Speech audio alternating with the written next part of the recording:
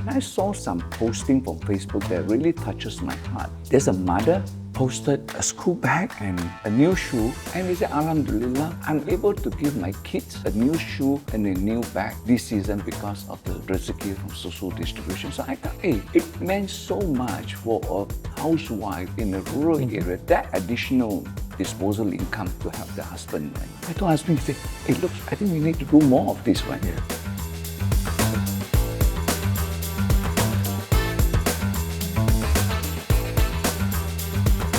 Welcome to Farm Fresh at UPM, and look at this glorious urban farm. We are here today with Mr. Loy, one of the co-founders of Farm Fresh, and we have an exciting journey to explore. And look at fresh milk in Malaysia, fresh milk in Asia. Who would have thought? When I was growing up, it was very difficult to get.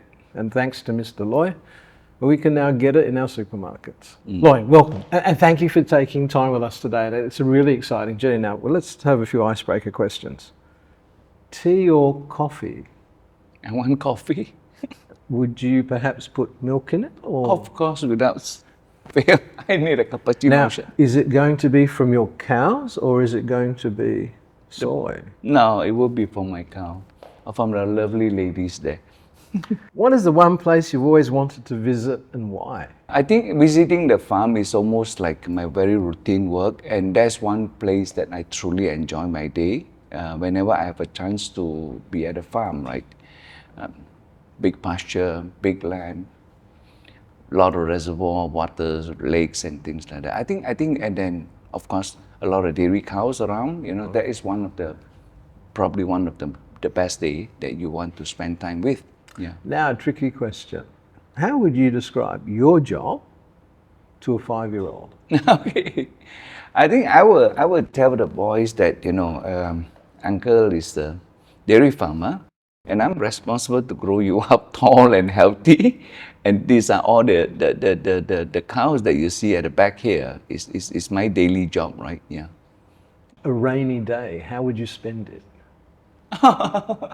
A rainy day. Yeah, would you? I'll probably just chill around, you know, and have some hot coffee. I do like maybe 4 or 5 shots a day. So coffee has been it's nice to have, especially if it is a cold day. I'm actually a little bit more than one hand. Oh, okay. If I can get 5 shots, I'm actually doing quite well. Okay. What's your favourite time of day?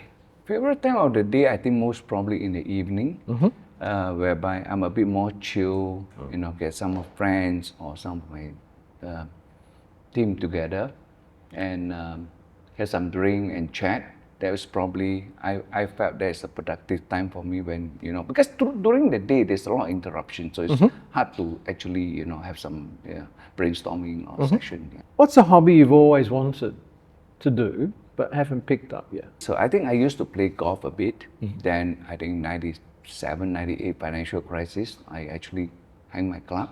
I say, let's get real. So many companies are tanking, like, you know, let's focus on business. And I didn't go back for 20 years after that. So recently I started the game. I think probably that's one game that I felt that, you know, you can actually pick it up again and enjoy it. Excellent. Name 2 things you consider yourself to be very good at. Don't have to be humble. I think, you know, as an entrepreneur, I'm pretty good at sniffing opportunities. That's one. And second thing is that having sniffed the opportunity, you need to build a team. So I think I'm pretty good at building my teams as well. So these are the 2 things I think I enjoy doing it. They're your core competencies. Probably. Best advice you have received? For best advice that I ever received, basically, I think probably from my dad, you know, that he emphasized a lot of integrity and being honest. So I think that formed the base of my, basically my life philosophy. And then over the years, you know, you probably also read, you know, other people, not that you've given advice, but you read about it. And some of these great people like Lee Kuan Yew, people like Robert Cox and all this, how they look at, you know, life and the principle that you have. So you pick up things that you think is important for you. Yeah. Now, viewers, Mr. Loy is a founder and entrepreneur who co-founded Farm Fresh with a vision to produce fresh and pure dairy just as nature intended. Yeah. What sparked this vision? Okay. Now, I actually spent my early lifehood, my early career, for 20 long years in the packaging industry. And I felt that it's a bit difficult, not very sustainable at that point of time because I think Malaysian cost structure wasn't very ideal. Companies are moving away to a cheaper place like China, Vietnam, and what's not. So those are the things that I find that you can build a very good relationship with the customer. An email coming in, they are relocated, finish. You lost all the business.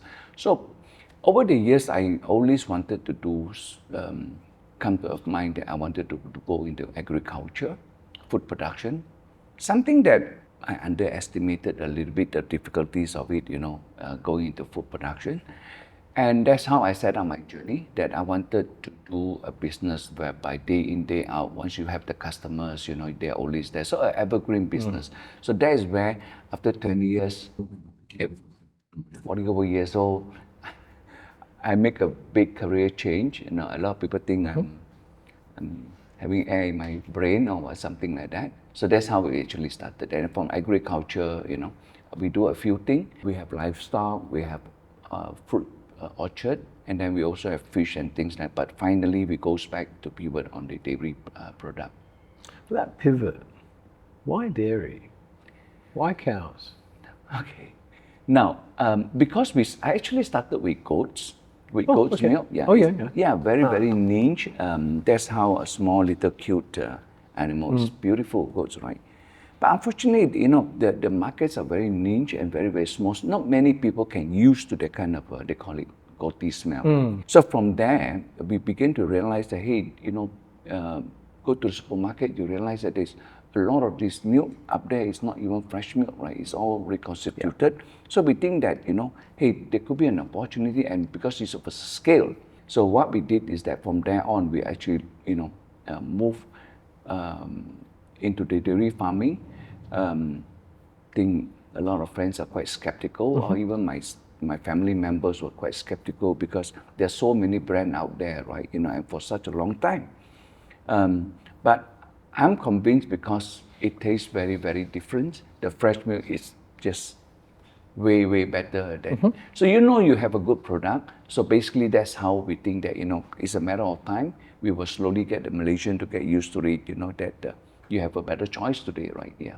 In the world we live in, there's always concerns, and there's always a lot of conversations about animal welfare, particularly in farming and so on, the well-being of cows. It's interesting. A happy cow is a more productive cow, so welfare is important. And Farm Fresh has some 12,000 dairy cows across Australia and Malaysia, which you refer to as ladies. But if you could share, how do you look after the welfare? I mean, we're a very warm climate. Yeah. So I think when I first started this dairy, right, I think honestly, I wasn't expect it to be that challenging. I even naive enough to name my company the Hosting Milk Company, like all the other farmers that you want the cow to give you the most milk, right? You can milk them. But once I'm in, I began to realize that, hey, this weather just absolutely no chance for this pure Holstein. And we will then have to work to find a better breed. And to do dairy in a sustainable manner, you have to ensure that you don't lose the animal because they are expensive. We air freight them in, cost 10,000 per cow, and after a year or two they fade away. Then you need to buy again. So I felt that if I were to go on to do that, we are finished. I was fortunate enough that the Queensland government way back in the late 60s, because in Australia you have a different territory. Everyone have to supply their own milk and things like that. The Queensland government developed the breed until, I think, probably until 90s, when they dismantled that regulation. That breed became irrelevant to Australia. Everybody moved south to do dairy farming. It's colder, right? What we want to do in Darwin, for example. Yeah. So, so that breed, we ended up owns that genetic, and that formed the base of how we actually do dairy farming in Malaysia, because it's very hot. So I think that itself gives us an opportunity to ensure that, when you talk about sustainability, you are able to do the, So our business is unlike the meat business, which you feedlot them, right? You bring in the cow, you finish them within 3 months, 4 months, you fatten them, then, you slaughter them for the meat. But these ladies is going to be with us for 8 years, 10 years, that's what we want, right? So the care of that dairy animal become a very, very important part of our business. So therefore, in fact, we are very proud. Jacob and I is very proud. 2-3 years ago, we worked so hard to get our farm certified as a humane farming, and we are the first, as in commercial dairy farm in Asia, to achieve that kind of thing. So across everyone in the farms, that we all know that this is very important to us. Please treat them well from the calf all the way until she start producing milk for us. And I hope that what you see here today, 8 years later, you come back, hey, she's still there, right? That's why you have to give them the comfort. Yeah. Again, farming, of course, cows, manure, methane, we see all the headlines, of course. What is Farm Fresh's strategy for managing the environmental impact from the farm? Yeah, I think this is one thing that Jacob and I think, spend a lot of time to ensure that, as we scale our dairy for scale, right, this is not the hobby farm, 20 cow, 50 cow, we are talking about, thousands of them. So we are very mindful to ensure that, as we grow our business, of course, when you be a dairy company, you make money, but you do not want to give problem to your neighbors and your downstream people, right? So the amount of waste that is generated through our dairy farming activities, I think we putting a lot of conscious efforts as well as investment to ensure that, all the manure slurry that coming up from our dairy farming is being decanted, separate. The slurry it's been, the waters and the solid has been, the water which is very rich in urines and things like that, which is actually high in nitrogen. So we invest irrigation system, the rain gardens and all this, push across all the farm, the land, to ensure that, all the pasture get irrigated, so they will grow. And then all the compost, that solid that we get convert to compost, we want to deposit back to the soil to ensure that, the soil is being rehabilitated. Because the land that we inherited, most of it's a very, very bad condition, highly acidic, and they're not very productive, because after years or decades of chemical fertilizer, the soil condition is hard. You probably can't find earthworm in there, microbes levels are very, so we have to ensure that we deposit back all this compost, the humus and all, to rehabilitate the soil. And hopefully that, we start with maybe 5 tons of grass production a month, and you hope that you can go 6 tons, you go 7 tons, you go 8 tons. So these are the efforts that we really ensure that, we are doing. Methane gas emission for dairy farming, which is factual, right? The cow bird, the cow poo and things like that. And I felt very sorry that, that our ladies have always been blamed for the methane gas.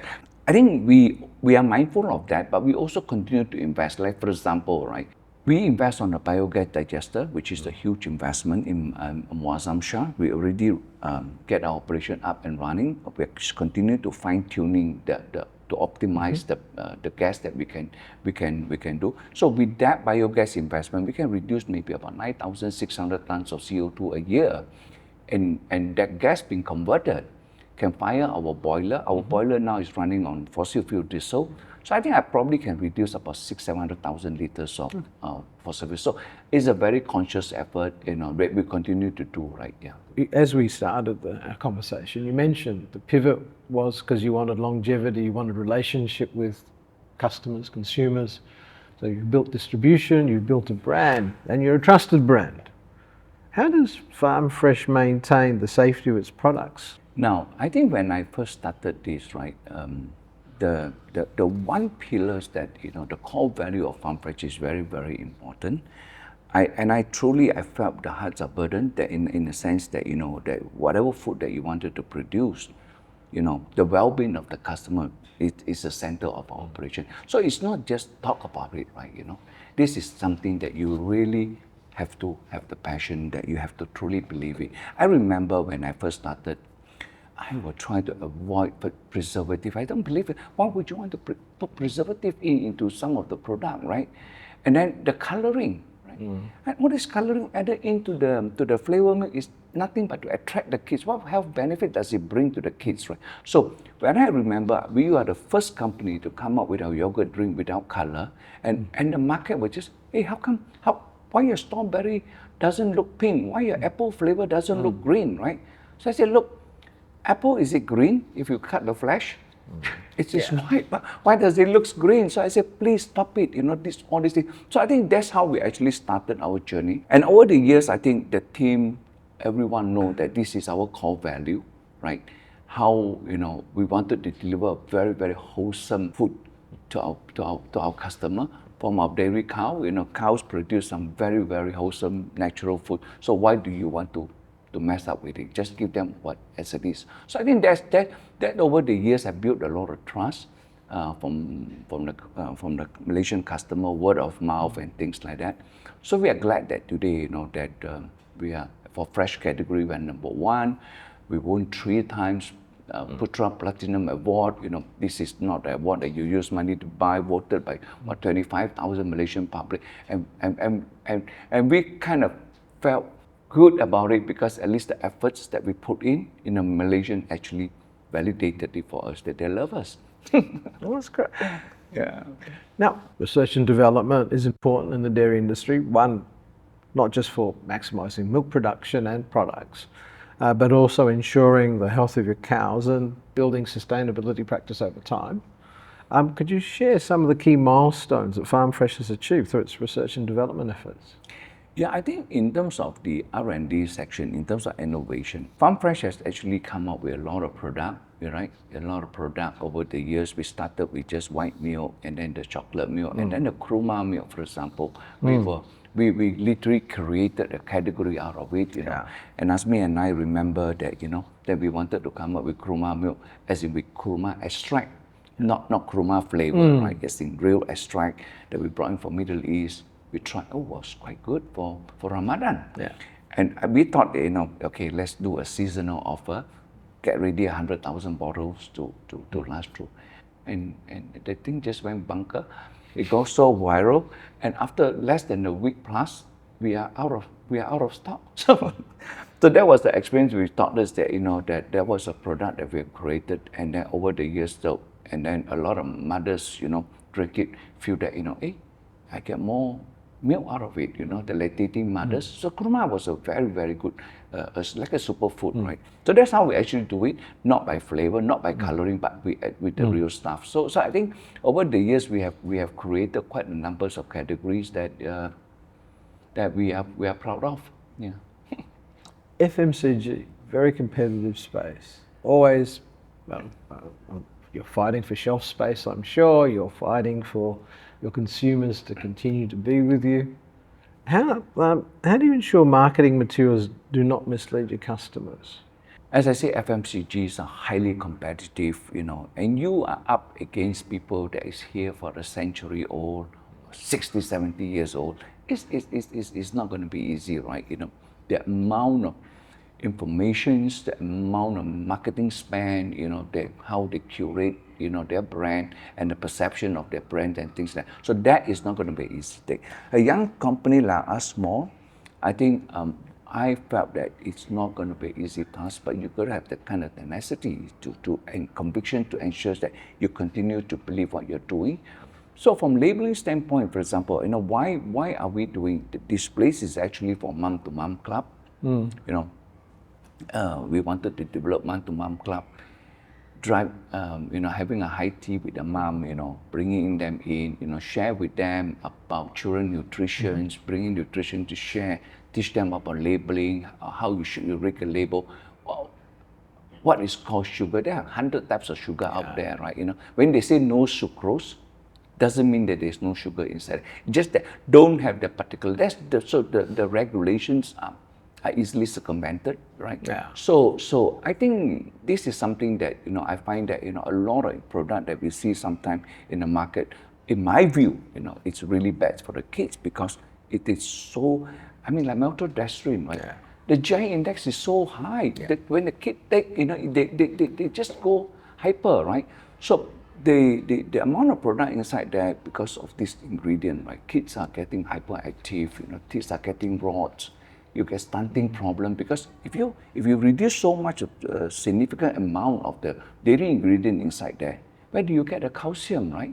Because there's calcium from the block for the kids to grow up. So these are the things that I think it's not an easy task for us. But I think that there are times when I'm a bit down, right? Thinking that up against this big oh, it's not going to be easy. Sometimes you feel that you are being defeated. You know, I probably have to watch some, you know, the villain show, the good and the bad, the fight, and halfway through, and then at the end, you know, you have this. The good one always win, right? So something you feel a bit comfort. Yeah, it might take times, you know. It's a long journey. So I think that is something that we will continue to focus on. Yeah. Now, clearly, I'm not as young as I once was. But when I was a boy, we used paper bags, we used glass, we used cardboard cartons, and then things have changed. So how does Farm Fresh address reusability, recyclability? I mean, that's a challenge in this space, clearly, the waste being produced. Correct. I think especially when you are in a space of liquid, right? You know, it has always been a challenge that, you know, how do you wanted to navigate that, right? So in our packaging, for example, we have the plastic packaging. All right. Although it is plastic, but it's recyclable. Again, then you fall back to, you know, how consumer actually handle that disposal, right? And we also have the paper carton, which is like this, you know, paper carton. And that one, you know, we all source to ensure that all the suppliers are FFG accredited, in other words, from the renewable paper. And of course, we also have our glass bottle, which is we started like maybe a year ago. It's very hard. It's very difficult for us to give the option to our customers, right? So, but we tried like this glass bottle. So we call it Meal on Tap. I think we roll out maybe 11 locations. We have displaced, you know, millions of pieces of plastic that go down to the, you know, recycle or whether landfills and whatnot. It is not easy, but what we wanted to do, that we wanted to let the consumer know, hey guys, you know, there is an option here. It's choice. Yeah, please bring your bottle back and we refill for you. But the earlier on when we start this, you can't imagine some of them didn't even wash the bottle and send it back to us. I said, please stop it, don't do that, right? You know, these bottles are being reused. So now we are continuing to perfect that logistics. You need to send the milk there, you need to collect the bottle back to wash and sanitize and send back again. So it's not easy, but we will continue to put in efforts to ensure that we have more washing station as we roll out more. So the Penang people are complaining they don't get it. You know, certain area Kuantan people they're not getting it. So we learn through the curve, and then we'll probably roll it out. Yeah. Local empowerment through employment is very important to Farm Fresh business model. How do you employ local communities in your operations, Mr. Loy? Now, I think this is one thing that, you know, I used to talk to economic planning unit and the MOF and things like that, right? As to how they encourage us to go to the rural area, right? So, I mean, in our case, it's dairy farming. We have to be in rural because land is a big plot of land. Now, like for example, Muazzam Shah today, we're probably the largest private employers in Muazzam Shah. We went there, started the dairy farm over the last 10 years, you know. We have built out maybe about 400 over employees down there, and almost 80% are locals there, right? And not just the usual, the dairy farming, you know, the laborious part of it. We also have manufacturing, and then you have the QC, you have the admin, you have that the higher role executive, you know, technicians and all this.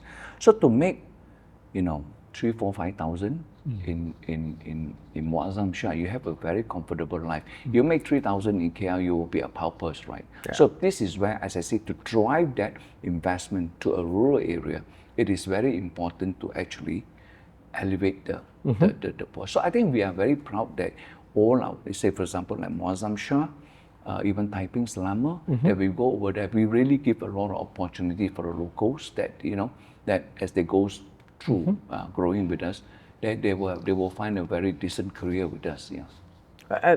This then leads into my next question.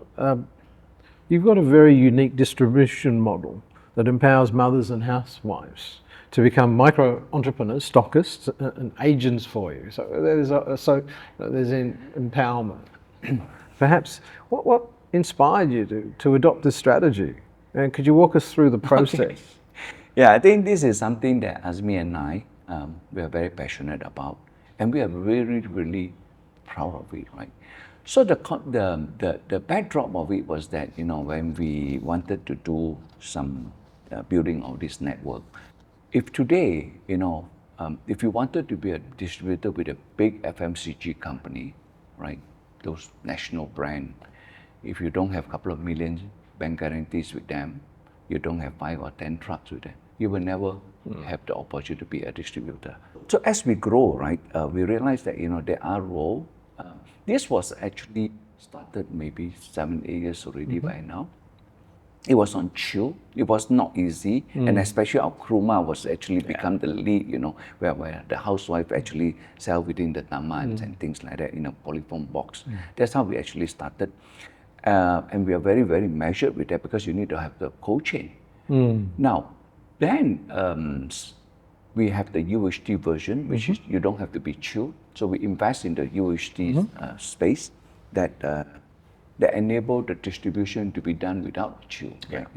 So that's how we actually started. And then they can also store more product. You know, I've seen some pictures, some housewives, their living hall is their store, you know, their rooms, you know. So that is how we actually started. And we began to realize, and I saw some very earlier on, some posting from Facebook that really touches my heart.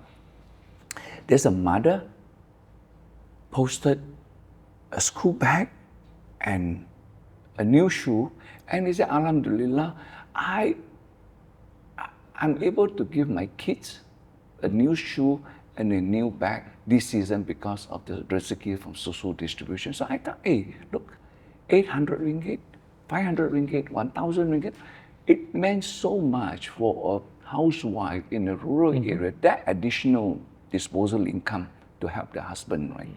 It is so. So we realized, hey, wow, I told husband, hey, look, I think we need to do more of this, right? So that's how we actually continue to build the network and invested a lot. We take some risks as well, you know, of course there will be some bad apple. So that's how we actually started. And then, and we are very proud, you know, how this honest, simple business can impact so many lives. I think maybe we got about 800, 1,000 of them in such a positive way. So I think this is something that we will continue to coach them. Of course, easier for me. Azmi is dealing with 800, 1,000. Of course, there is a lot of not that easy. You know, there will be, you know, things that you need to manage. Yeah, he need to manage that. But thank God, you know, things was really going well. We are very, very proud of that. In a way that along our supply chain, right, our value chain, we're not only able to create opportunity for the rural people, we are biggest employer, Muazzam or Salamas and all this, but we're also able to go downstream, right, whereby all these housewives distributing our milk can also make a living out of it. You've had a diverse career, or it's been quite a journey. Supervisor in oil mill, moving into machinery sales, and even running your own household care products and packaging materials business before dairy farming. Now, any advice on pivoting your career? What does it take? Because it is, well, a bit of a jump. I know. I think being an entrepreneur, right, or even for any startup, my advice is that, you know, to begin with, if you wanted to do something really, you have to make sure that you enjoy the business, something that you build that you like. Because if you can't, you probably don't have the energy to continue. You know, every day when you start the day, you feel down, right? You know, so that would be a no-go, right? Now, having identified a business model that you think that, you know, you wanted to do, you enjoy, you got the strength of convictions, the hours is going to be long because when you build a business, right? So I think that is something that, you know, work and life balance, you probably have to put it aside because there will be a lot of sacrifice along the way. Now, but what's important, right, you know, like when I first started, I didn't expect the business to be that challenging, right? And it burned cash because I nearly 10. So fortunately, thank God, I have Khazanah coming in to back me to ensure that, you know, the trajectory takes off. So if you build a business whereby if you don't have enough cash, your runway is very, very short, be careful with that. If you can't take off, or when you're about to get successful, you run out of runway, you're going to crash. So I think these are the things that, you know, the how you should thought through your business is very important because only you know that, you know, that you have to prepare. Don't be too optimistic that, you know, you're going to take it off. You have to, if that thing don't work out, how much cash do you left behind to continue, right? Yeah. So you need, well, staying power or cash. Right, yeah. What we used to call The business model. What we used to call vitamin M, money. Okay, right. Then of course knowledge. If you're, Knowledge. because you pivoted from, you moved into farming. Yeah. How did you pick up your knowledge? How My mind was quite set, I wanted to do food production. So as I said earlier on that, I do livestock, I do fish, I do orchard. Then eventually we settled down to pivot at our dairy operation. So this is where, as I say, a lot of readings, and then, my bedside full of books, friends in Australia, seeking help, bringing in flying people to give me the advice, bringing in the dairy nutritionist, to learn. So I think it was very steep, but you got to have that convictions to ensure that, because mine is long. At first, I enjoy doing it because I really enjoy going to farm. So you then have to really feel that, you have to acquire enough knowledge. And in the early days, I remember, because as I scaled the dairy farm, I began to realize that, hey, it's very hard to get good technical people, because our dairy industry is not established. So if the chickens are well, and things like that, those are very established. You can get top vet, helping you. So I began to realize that, looks like I'm going to have problem, right? So I have to go to Thailand, recruit some of the Thai vet. They have bigger dairy farm down there. And then, for many years, I have all the Thai vet to continue to train our local talents, and then to ensure that, whether it's AI, host streaming, artificial inseminations and all this, we have to learn through the curve today, that only my IVF team, that is one specialist from Thailand. Well done. Well, I just would like to say, on behalf of our viewers, thank you. Thank you, Dr. Umar. Thank you for spending time with us. It's a wonderful journey. It creates employment, it's creating opportunity, it's having impact, and more importantly, it's a healthy product. Thank you, guys. Thank you. Yeah.